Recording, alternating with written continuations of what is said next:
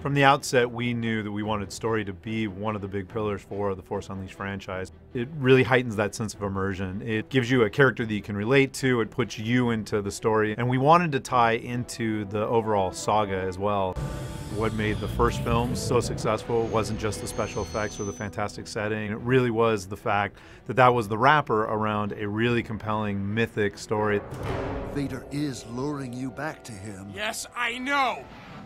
When The Force Unleashed released, we were very excited that the story got accolades and awards, and we really took that seriously and evolved the story for The Force Unleashed 2.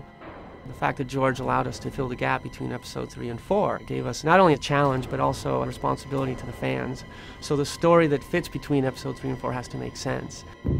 It is a time period that hasn't been very well defined in the past. Darth Vader is hunting down the last of the Jedi, the Rebel Alliance is really fledgling, and the Empire is really locking down control of the whole galaxy. Force Unleashed 1 ended where Secret Apprentice saved the rebellion by sacrificing himself, and we thought that was a great place to take off. The big question now has become, how did that happen? The story for The Force Unleashed 2 really evolved. It became a lot darker, a lot grittier, and most importantly to me, a lot more personal. And we decided to allow the apprentice to grow up and to become much more self-aware. And he went from being Secret Apprentice to somebody that we actually call a name, Starkiller. He's actually a person.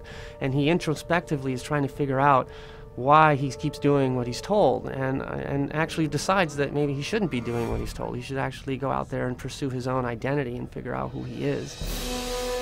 Because we start Starkiller off as allegedly a clone, and a clone who's going insane, immediately we already have a little darker tone to the story as well. So you're not really sure where he's going to end up, whether or not he's a clone, whether or not he's going insane. We've really focused on making him a little bit less about the big galactic struggle and more about this character and what his motivations are and what he's going through. You will return to me and give yourself to the dark side. Every time we do a Star Wars game, we're always trying to expand the Star Wars universe. So Force Unleashed is a great franchise because for fans of Star Wars, you're able to play it and see things that are familiar to you. You're able to see Darth Vader and learn more about him. You're able to see Princess Leia and what she's doing during this time period and see the formation of the Rebel Alliance and how the galaxy is evolving. But because we're always expanding everything and adding new things, you also get to encounter new characters. So Starkiller has evolved and become, you know, a hero in his own right. We wanted to continue the story of Starkiller, Darth Vader, Juno Eclipse, and General Kota. But with Force Unleashed 2, Boba Fett and Yoda play really key pivotal roles that are instantly recognizable to fans and make the story stronger. What's really cool about that is that it resonates to some of the things that you might remember for The Empire Strikes Back, where, for example, Luke was trying to figure out his self-identity, and he goes to Dagobah and meets the incredible Yoda. I'm looking for someone. Looking? Found someone you have, I would say. And goes to the Cave of Evil and uses that experience to get to the other side, much more aware, at least much more aware about what his next direction needs to be. We did something very similar for The Force Unleashed 2, where Starkiller, in the hunt for his identity, ends up in Dagobah. He, of course, comes across Jedi Master Yoda. However, he doesn't know who Yoda is. Yoda is just this kind of creature that he discovers guarding what we call the Cave of Evil, this place of immense power on Dagobah, where Luke Skywalker had his vision of Darth Vader in Empire Strikes Back. Something lost. A part of yourself, perhaps. Yoda kind of helps Starkiller figure out the next steps in his journey, really encourages him to go into the Cave of Evil and have a vision of his own in order to continue on his journey and figure out where Juno Eclipse might be.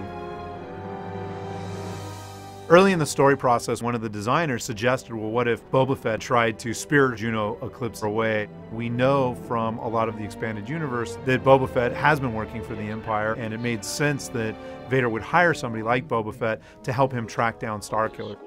Boba Fett plays a key part in making sure that somehow Darth Vader gets to find Starkiller again. One of our mantras has been familiar but new. We really want to put elements into the game that feel familiar, but put a new spin on them or introduce things in a new way. I think that as a very young medium, we've really haven't scratched the surface in terms of the types of stories we can tell and how different those stories can be from things like film or novels, and that's really exciting too. So I'm really glad that we're constantly focused on telling new stories and finding new ways to tell those stories too.